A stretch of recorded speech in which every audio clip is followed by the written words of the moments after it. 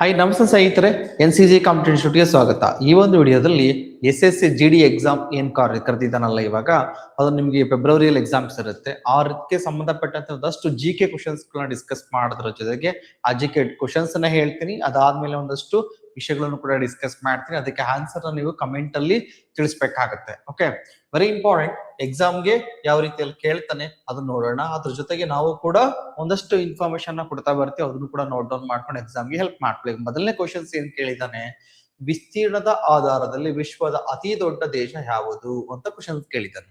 So correct ಆಗಿ ಅರ್ಥ ಮಾಡ್ಕೊಳ್ಳಿ. ಏರಿಯಾ ವೈಸ್ ಅಲ್ಲಿ, ಪಾಪ್ಯುಲೇಷನ್ ಅಲ್ಲ, ಏರಿಯಾ ವಿಸ್ತೀರ್ಣದಲ್ಲಿ ಅತಿ ದೊಡ್ಡ ರಾಷ್ಟ್ರ ಯಾವುದು ಪ್ರಪಂಚದಲ್ಲಿ?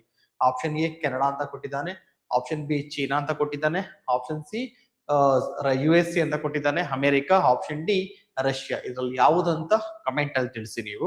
ಇದಾದ ಸೆಕೆಂಡ್ ಕ್ವಶನ್ಸ್ ಕೊಟ್ಟಿದ್ದಾನೆ ನಿಮಗೆ, ರಷ್ಯಾ ಯಾವ ಖಂಡಗಳಲ್ಲಿ ಇದೆ, ಯಾವ ಕಾಂಟಿನೆಂಟ್ ಅಲ್ಲಿ ಕಂಡ ಬರುತ್ತಿದೆ ಅಂತ ಕೇಳಿದ್ದಾನೆ. ಯಾವ ಖಂಡಗಳಲ್ಲಿ ರಷ್ಯಾ ಇದೆ ಅಂತ ಕೇಳಿದ್ದಾನೆ. ಆಪ್ಷನ್ ಎ ಯುರೋಪ್ ಕಾಂಟಿನೆಂಟ್ ಅಲ್ಲಿ ಮಾತ್ರ, ಯುರೋಪ್ ಅಲ್ಲಿ ಮಾತ್ರ, ಏಷ್ಯಾದಲ್ಲಿ ಮಾತ್ರ. Option B, option C Europe ಮತ್ತು ಏಷ್ಯಾದಲ್ಲಿ, ಆಪ್ಷನ್ ಡಿ ಏಷ್ಯಾ ಮತ್ತು ಆಫ್ರಿಕಾದಲ್ಲಿ ಅಂತ ಕೊಟ್ಟಿದ್ರಲ್ಲಿ. ಕರೆಕ್ಟ್ ಆನ್ಸರ್ ನೀವು ಕಮೆಂಟ್ ಮಾಡಿ.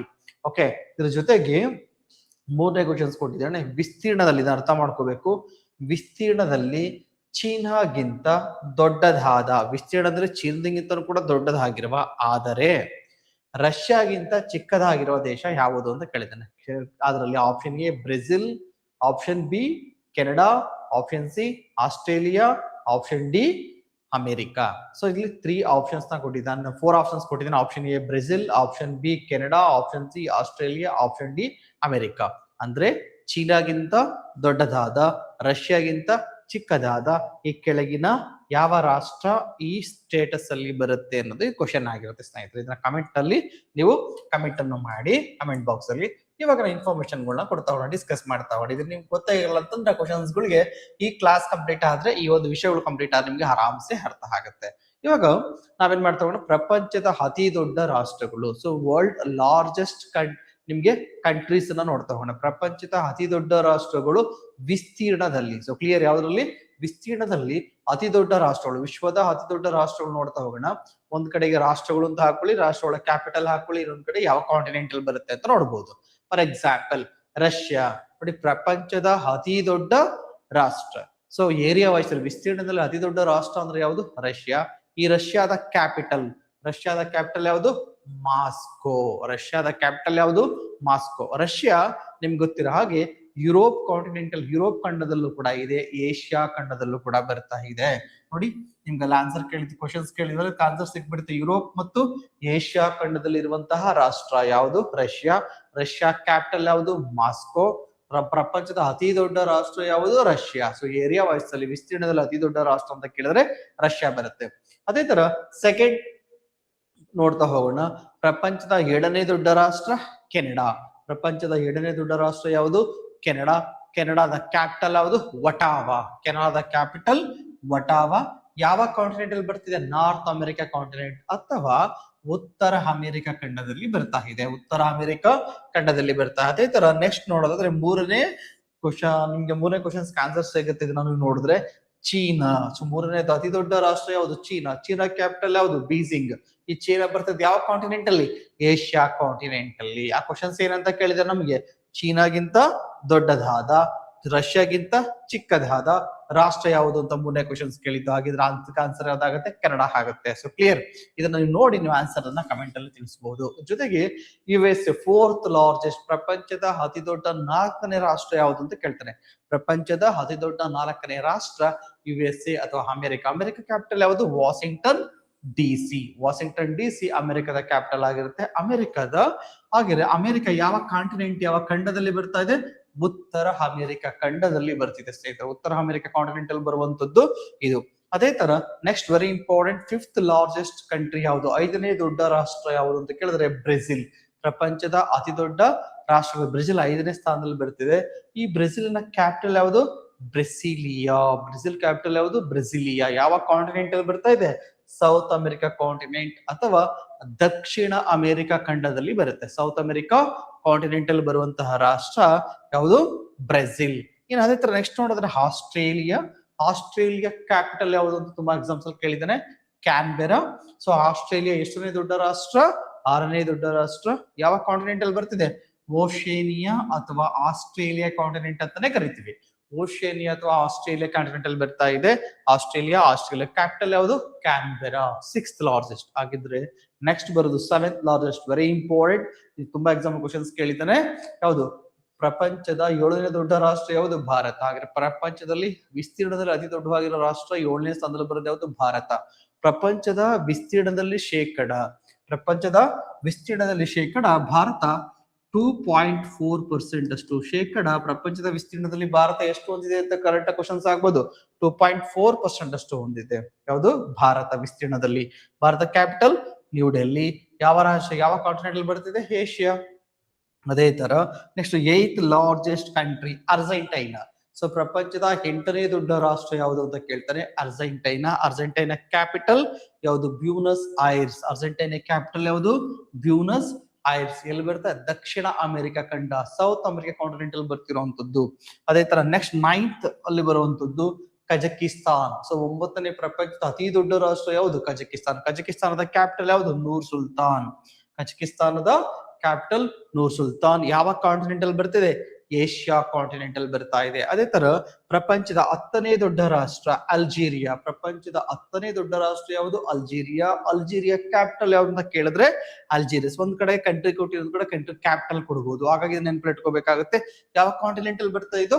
ಆಫ್ರಿಕಾ ಕಾಂಟಿನೆಂಟ್ ಅಲ್ಲಿ ಬರ್ತಾ ಇದೆ. ಸೊ ಇಷ್ಟು ಕೂಡ ಪ್ರಪಂಚದ ಅತಿ ಪ್ರಮುಖವಾಗಿರುವಂತಹ ಅತಿ ದೊಡ್ಡದಾಗಿರೋ ಟಾಪ್ 10 ಕಂಟ್ರೀಸ್. ಎಲ್ಲಾ ಕಂಟ್ರೀಸ್ ಬೇಕಾಗಲ್ಲ ನಮ್ಗೆ. ಪ್ರಪಂಚದ ಅತಿ ದೊಡ್ಡದಾಗಿರುವಂತಹ ರಾಷ್ಟ್ರಗಳಲ್ಲಿ ಬಂದಾಗ ಟಾಪ್ 10 ಅನ್ನ ತಿಳ್ಕೊಬೇಕಾಗುತ್ತೆ. ಟಾಪ್ 10 ಲಾರ್ಜೆಸ್ಟ್ ಅನ್ನ ತಿಳ್ಕೊಂಡ್ವಿ ವಿಸ್ತೀರ್ಣದಲ್ಲಿ. ಅದೇ ತರ ಜನಸಂಖ್ಯೆಯಲ್ಲಿ ನಿಮಗೆ ಹೈಯೆಸ್ಟ್ ಇರುವಂತ ಕಂಟ್ರೀಸ್ ಗಳನ್ನ ನೋಡ್ತಾ ಹೋಗೋಣ. ಜನಸಂಖ್ಯೆಯಲ್ಲಿ ಪ್ರಪಂಚದಲ್ಲಿ ಹೈಯೆಸ್ಟ್ ಜನಸಂಖ್ಯೆಯನ್ನು ಹೊಂದಿರುವ ರಾಷ್ಟ್ರ ಯಾವುದು ಅಂತ ಕೇಳಿದ್ರೆ ಭಾರತ. ನೋಡಿ 2025 ಡೇಟಾ ಪ್ರಕಾರ ಪ್ರಪಂಚದಲ್ಲಿ ಹೈಯೆಸ್ಟ್ ಜನಸಂಖ್ಯೆಯನ್ನು ಹೊಂದಿರುವ ಕಂಟ್ರಿ ಯಾವುದು ಅಂತ ಕೇಳಿದ್ರೆ ಭಾರತ. ಭಾರತ ಹೈಯೆಸ್ಟ್ ಪಾಪ್ಯುಲೇಷನ್ ಹೊಂದಿರುವಂತಹ ರಾಷ್ಟ್ರ. So clear. ಎಷ್ಟು ಪ್ರಪಂಚದ ಜನಸಂಖ್ಯೆಯಲ್ಲಿ ಇದನ್ನು ಕೇಳಬಹುದು. ಎಷ್ಟು ಪರ್ಸೆಂಟೇಜ್ ಹೊಂದಿದೆ? 17.78%.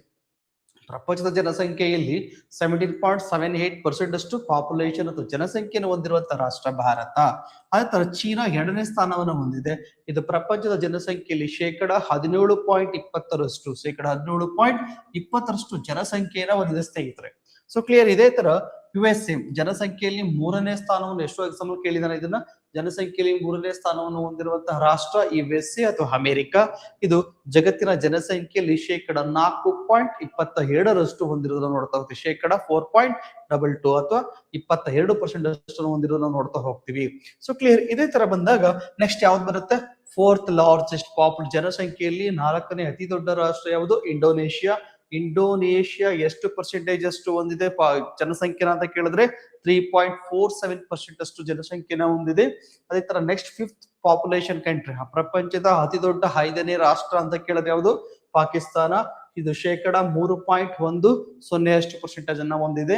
ಅದೇ ತರ ನೆಕ್ಸ್ಟ್ ನೈಜೀರಿಯಾ, ಪ್ರಪಂಚದ 6ನೇ ಅತಿ ದೊಡ್ಡ ಪಾಪ್ಯುಲೇಷನ್ ಅಥವಾ ಜನಸಂಖ್ಯೆಯನ್ನು ಹೊಂದಿರುವಂತಹ ರಾಷ್ಟ್ರ ಯಾವುದು ಅಂತ ಕೇಳಿದ್ರೆ ನೈಜೀರಿಯಾ. ಈ ನೈಜೀರಿಯಾ ಎಷ್ಟು ಪರ್ಸೆಂಟೇಜ್ ಅನ್ನ ನಿಮಗೆ ಜನಸಂಖ್ಯೆ ಅಂದ್ರೆ 2.89% ಅಷ್ಟು ಹೊಂದಿರುತ್ತೆ. ಇನ್ನು ಬ್ರೆಜಿಲ್.